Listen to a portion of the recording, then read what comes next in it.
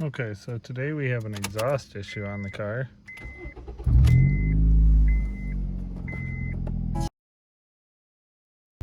We're at 183,000.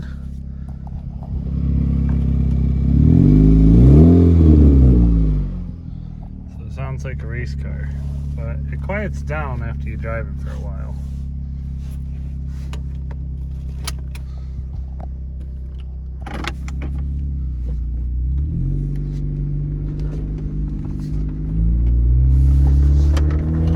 As you can hear, it's quite loud.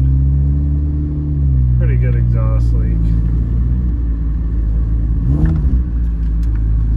So I'll bring you back when it quiets down. So here we are pulling into the shop. Significantly quieter. A bit of a leak, but significantly quieter. Okay, so we're under the car, and I'm gonna be honest, I already know where the leak is. It's right here in this seam between the converter and what's called the resonator pipe. And here's a trick if you're having trouble finding an exhaust leak. You can leave the car running when you're under it, but then everything's hot. But if you take a shop vac and put the hose on the outlet, and apparently on this particular shop vac, normally you'll duct tape it, but this particular shop vac fits perfectly into the exhaust tip, and you switch it on. And it might stay put. Anyway, you can hear and see a lot of airflow is coming out of here. You can see it right here. And it's not as hot because it's just coming from the shop vac.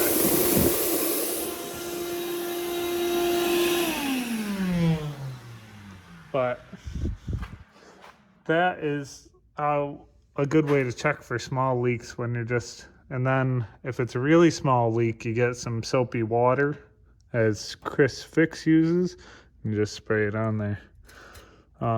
You can see that. So basically on this, you can see that everything's loose. It shouldn't be, it should be tight like that. This end is a stud. It's pressed in like a wheel stud. And then this end is supposed to be a nut. And as you can see, there's not much left here. Wonder, actually it looks like the whole thing would come off. So might actually pull it out of the hanger and just do that. So for the hangers, I like to use a big pair of channel locks and slides it right off. I say it does, but here we are. They do sell a special tool. The big pair of channel locks does a good job.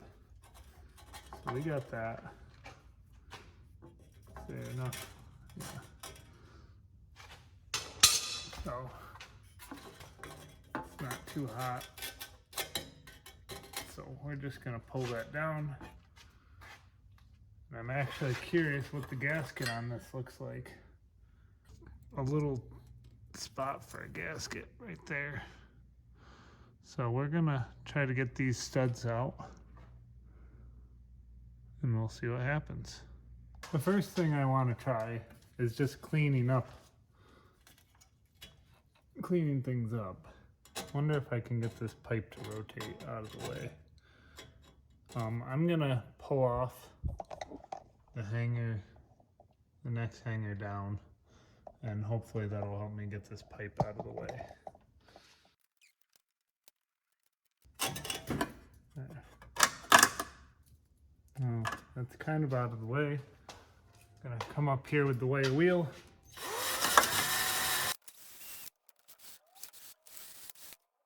And I'll see if a thread chaser will do its thing on that. So I cleaned up this stud a little bit, and I'm gonna try to put a thread chaser on it. I mean, to nobody's surprise, especially myself, can see that there's basically no threads. There's a little bit of shiny spot there. So we're gonna have to pull the studs. Here's a tool I don't use very often. It's called a needle scaler.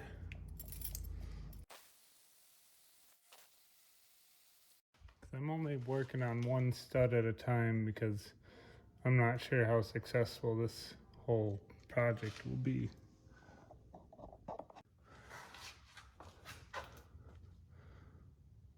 Okay, so this is a standard ball joint C-clamp. We're going to see how this does.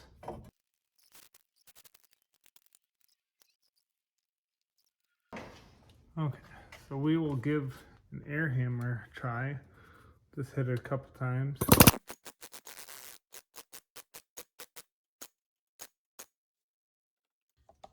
I don't see any movement other than the ear bending.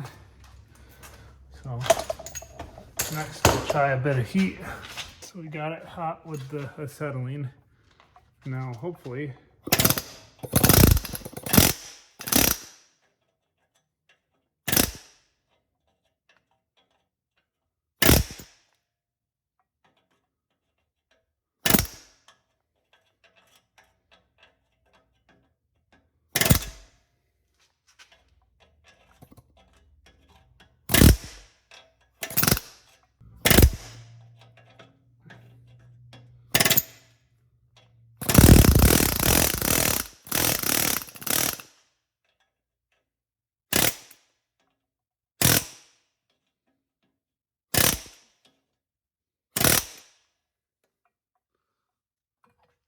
see.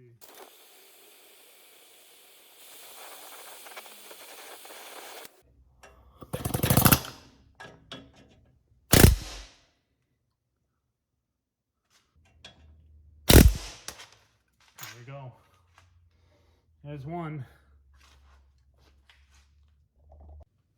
Let's see if we can do it for the second one. Get the light over here maybe so you guys can see.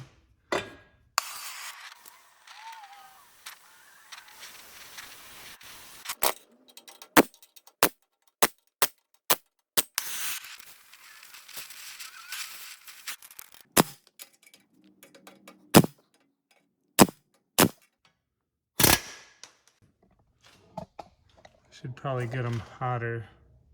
So you can see that one bent quite a bit. We'll see how that goes later. So all we got left is that top one. So we'll get this out of the way and we'll see how we do. It's nice and hot.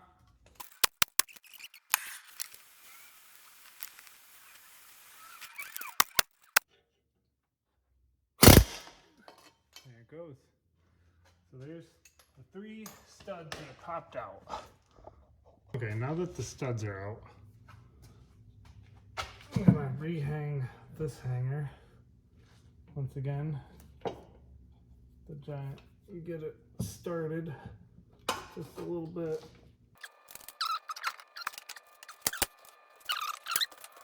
And I'm gonna see if there, because allegedly there is a gasket in there. This is the gasket I have. It's a Felpro 6517. I guess we'll explore a bit with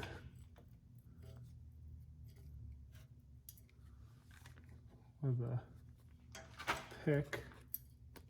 So it looks like that's it. Question is whether it would have been fine if I left the old gasket.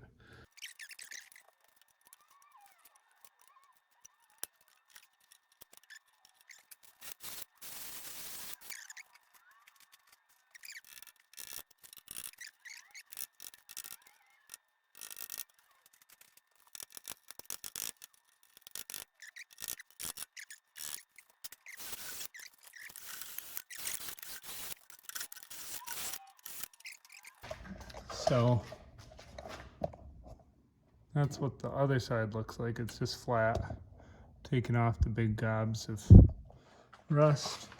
I think my next plan is I'm not going to put the gasket in because I don't want to screw it up prematurely. I'm going to put the bolts in and pull it together and see if I can straighten out those flanges. Might even heat them a little before I bend them back. So I got a bunch of M10 bolts, maybe 2 inches long. You can see that they fit pretty snugly through the hole. I got washers for each side, and then I got nuts. Top one's pretty good. This bottom one, I think I'm going to heat it and try to squeeze it together with those big pliers.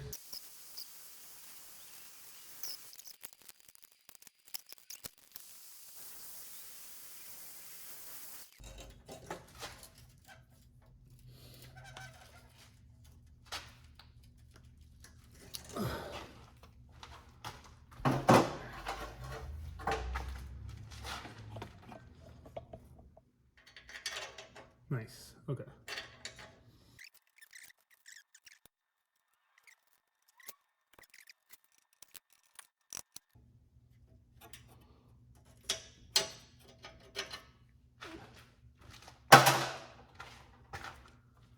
I'll line that one up a little better.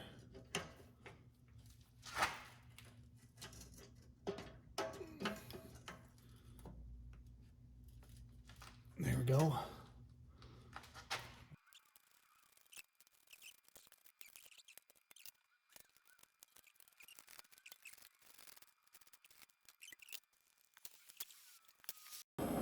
As you can see, that ear is still bent.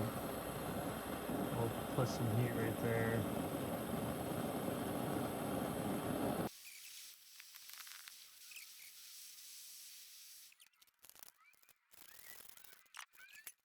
Okay, so now it's time to install the gasket. Once again, it's a Felpro 60517. I'll show some alternate parts, but I got this from Napa for about $5. Feels just like a metal ring. Probably like a oil pan crush washer. So it just kind of sits in its groove.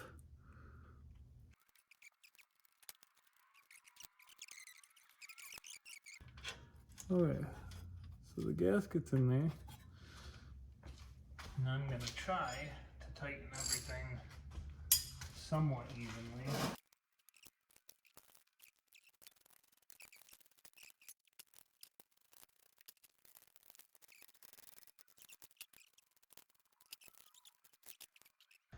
Hopefully these ears will last till the car dies. But overall, it looks pretty good.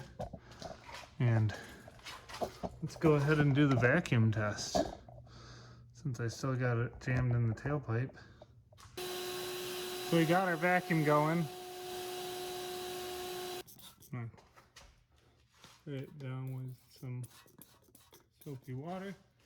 Turn it back on.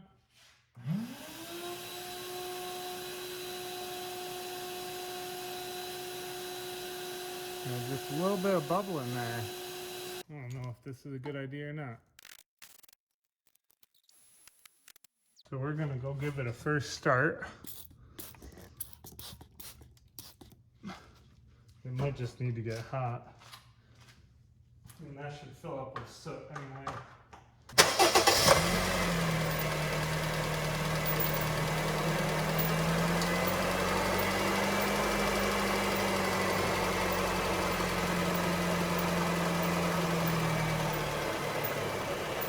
It sounds a lot quieter.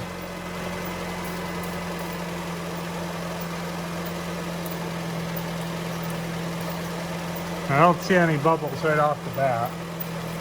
So I'm happy. Okay, so here's the finished product. Let's see, let's 301. Much quieter. Sounds normal. We're good to go.